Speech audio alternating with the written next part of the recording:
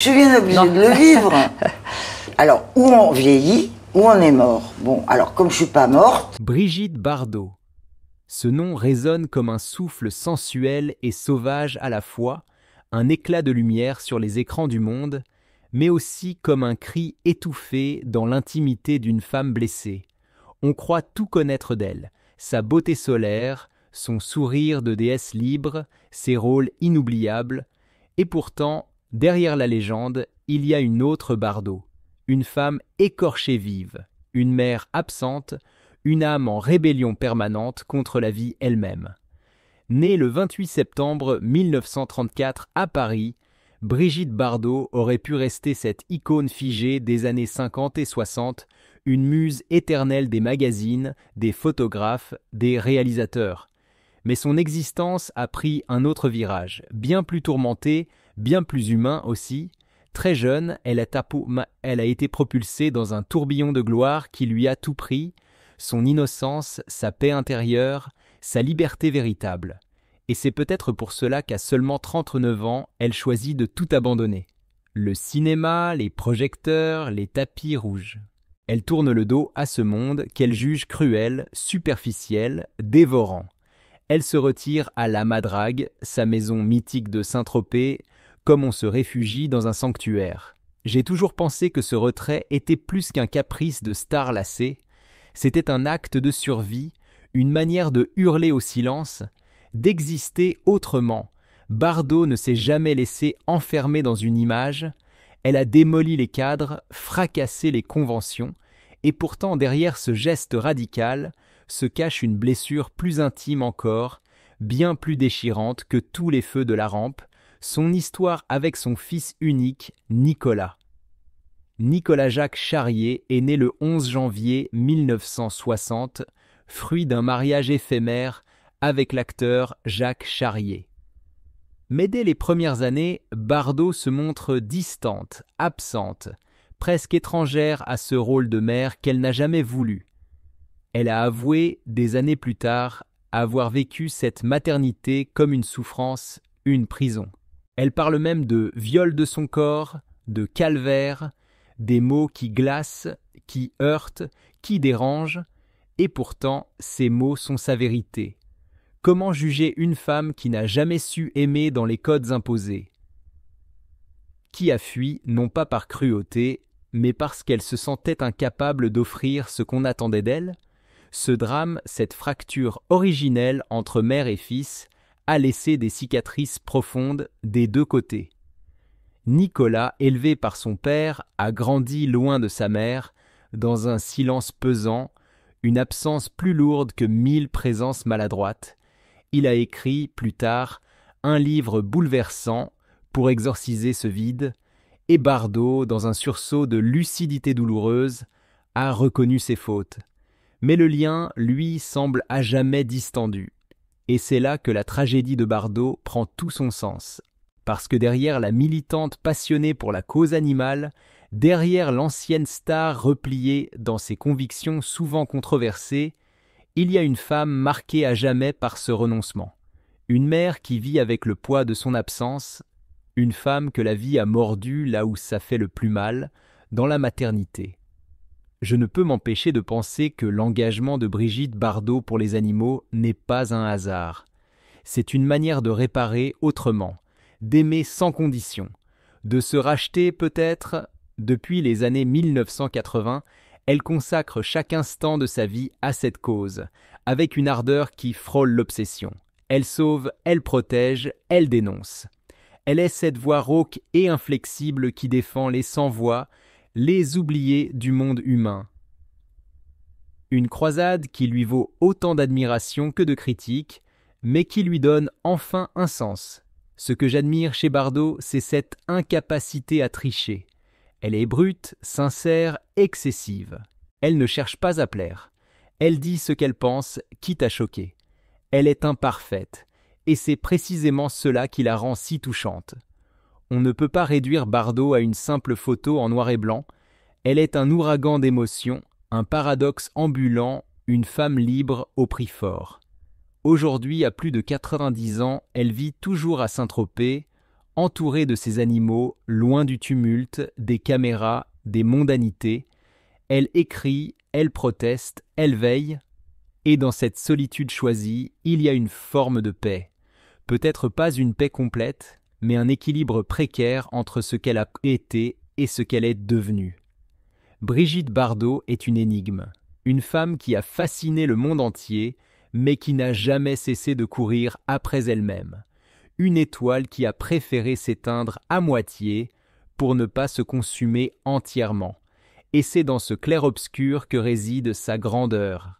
Parce que la vraie beauté, celle qui dure, ce n'est pas celle des photos figées dans le passé. C'est celle des âmes cabossées qui ont osé vivre à contre-courant, au risque de tout perdre. Bardot fait partie de celles-là. Brigitte Bardot, l'icône des années dorées du cinéma français, cette femme dont le regard magnétique a ensorcelé la planète, n'a jamais réellement su comment être mère. Ce n'est pas qu'elle n'aimait pas son fils, Nicolas, c'est qu'elle n'arrivait pas à se reconnaître dans ce rôle. Elle l'a dit un jour avec des mots qui dérangent, qui choquent, mais qui traduisent une douleur sincère. Découvrir sa grossesse fut, pour elle, un séisme, une intrusion dans sa chair, une dépossession brutale de ce qu'elle considérait comme son corps libre, sacré, inviolable. Elle ne se sentait pas faite pour porter la vie d'un autre. À ses yeux, la maternité représentait une contrainte, une cage dorée où l'instinct maternel ne trouvait pas sa place. Ce refus viscéral, incompris par beaucoup, plongeait ses racines dans quelque chose de plus profond qu'un simple rejet. C'était la peur aussi, la peur de mal faire, la peur d'être réduite à une fonction, et surtout l'angoisse de perdre sa liberté, cette liberté pour laquelle elle avait tout sacrifié. Après son divorce avec Jacques Charrier en 1962, Bardot s'est effacée.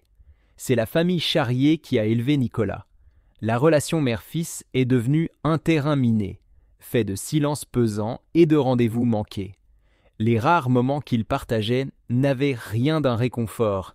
Ils ne faisaient qu'exposer crûment le vide qui s'était installé entre eux. Pour Bardot, chaque absence, chaque anniversaire raté, chaque lettre non envoyée était comme une écharde qu'elle portait dans le cœur. Elle ne s'en est jamais vraiment remise. Quand les années ont passé et que Nicolas est devenu adulte, les échanges ont repris timidement. Mais la culpabilité, elle, ne l'a jamais quitté. Elle a confié un jour, dans un murmure déchirant, qu'il lui arrivait de se réveiller la nuit, le cœur au bord des larmes, avec une seule pensée. « Ai-je tout gâché ?» Ce regret-là, aucun succès ne l'a effacé. Ni les tapis rouges, ni les ovations, ni les déclarations d'amour du public, parce qu'au fond d'elle, Brigitte savait que ce qui s'était brisé entre elle et son fils ne pourrait jamais être complètement recollé. Ce n'est pas qu'elle n'a pas essayé, c'est qu'il y a des blessures que le temps ne guérit pas. Et cette blessure-là, c'était celle d'une femme qui avait tout donné au monde, sauf à l'être qu'elle avait mis au monde. Mais la tristesse de Bardot ne s'arrête pas à cette seule relation. Elle s'enracine aussi dans une solitude vertigineuse. Oui, elle a été adulée, oui, elle a été enviée, désirée, imitée, mais être au centre de l'attention n'a jamais signifié être entourée d'amour sincère. Brigitte Bardot a souvent été seule face au jugement, seule face à la pression d'un monde qui voulait la posséder, la contrôler, l'enfermer dans une image éternelle de séduction. Et les médias, loin d'être des alliés, ont parfois été cruels. Ils ont scruté son corps, ses rides, ses choix, ses silences, avec une dureté inhumaine. Ils ont transformé son vieillissement en spectacle, son retrait du monde en caprice. Je ne peux pas m'empêcher de ressentir de la colère en pensant à cela, parce qu'on a trop souvent oublié que derrière l'icône, il y avait une femme fatiguée, cabossée, en quête d'une paix qu'on lui refusait sans cesse. Les mêmes journalistes qui l'adulaient autrefois ne lui ont montré aucune grâce lorsqu'elle a changé, lorsqu'elle a voulu dire non, lorsqu'elle a choisi de vieillir hors caméra, et pourtant, Bardot a toujours avancé. Avec ses blessures, ses contradictions, ses colères, son engagement pour la cause animale n'a jamais été un simple passe-temps. C'était, j'en suis convaincu, une manière de panser ses propres plaies. Aimer les animaux, les protéger, leur offrir ce qu'elle n'avait pas su offrir à son fils, une présence constante, une fidélité absolue, un amour inconditionnel, c'est dans cette mission qu'elle a trouvé un sens, un refuge, une forme de rédemption. Elle s'est battue, souvent seule, contre l'abandon, contre la maltraitance, contre l'indifférence. Elle s'est attirée des inimitiés, des polémiques, des accusations, mais elle ne s'est jamais tue parce qu'elle savait que dans ce combat, elle se trouvait enfin à sa juste place, là où elle pouvait donner sans avoir peur de mal faire, là où elle pouvait réparer à sa manière les erreurs du passé. Aujourd'hui encore, à plus de 90 ans, Brigitte Bardot continue de susciter l'admiration, la controverse, l'émotion. Elle vit recluse, entourée de ses animaux, loin du tumulte, mais ses mots, ses gestes, ses prises de position font toujours écho. On peut être en désaccord avec elle. On peut la juger, mais on ne peut pas ignorer ce qu'elle représente. Une femme libre, douloureusement libre, qui a osé dire non à un monde qui voulait la façonner à son image. Et moi, en repensant à son parcours, je ne vois pas une déesse descendue de l'écran. Je vois une femme profondément humaine, avec ses failles, ses grandeurs, ses erreurs et sa lumière. Une femme qui a osé être elle-même jusqu'au bout, même si cela signifiait être seule contre tous. Il l'admirait pour sa beauté, mais il ne lui laissait aucun répit. Chaque mot, chaque geste, chaque silence de Brigitte Bardot devenait sujet à débat, à critique, à condamnation publique. Et dans cette avalanche de jugements, elle s'est sentie profondément seule. Cette solitude, loin d'être une posture de diva, fut une nécessité vitale, un acte de survie. C'est ainsi qu'elle fit le choix radical de se retirer du monde, de s'enfermer dans sa maison, de la Madrague à Saint-Tropez, de fermer la porte au tumulte pour s'ouvrir à elle-même.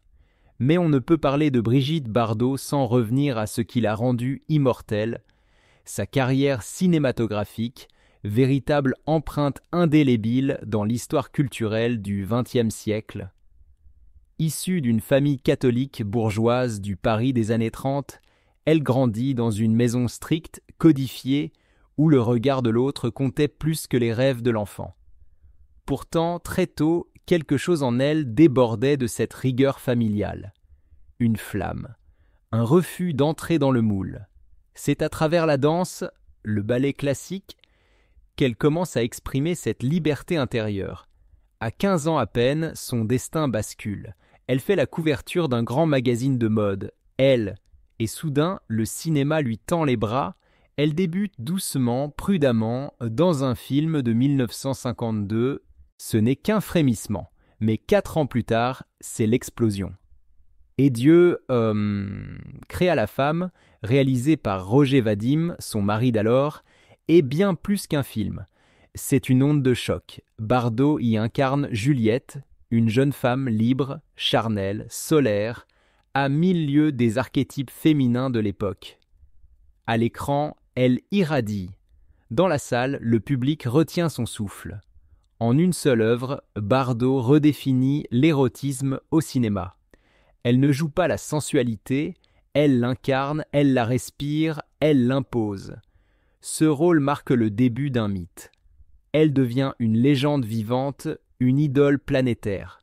Les Américains la comparent à Marilyn Monroe, les Européens la vénèrent, les photographes la traquent.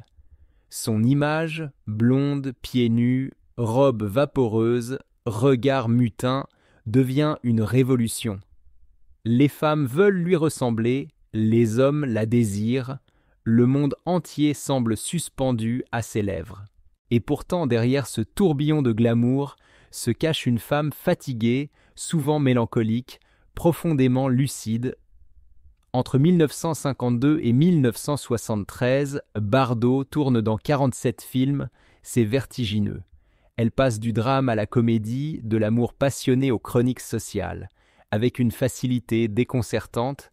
En 1960, elle impressionne la critique dans un rôle dramatique poignant, prouvant qu'elle n'est pas qu'un joli minois. En 1959, elle fait rire la France entière dans une comédie charmante, légère, irrésistible, mais c'est aussi sur disque qu'elle fait vibrer les cœurs. Ses chansons, empreintes de fraîcheur et de sensualité, séduisent un public de plus en plus large. Elle chante, elle danse, elle rayonne. Bardot est partout, trop peut-être. Puis vient la consécration symbolique. De 1969 à 1978, elle devient le visage de Marianne. Cette allégorie de la liberté républicaine. On la sculpte, on la peint, on l'érige en icône nationale. C'est un honneur rare, une reconnaissance officielle d'un statut déjà mythique. Qui d'autre que Bardot, après tout, incarne à ce point l'esprit de liberté, de provocation, d'indépendance?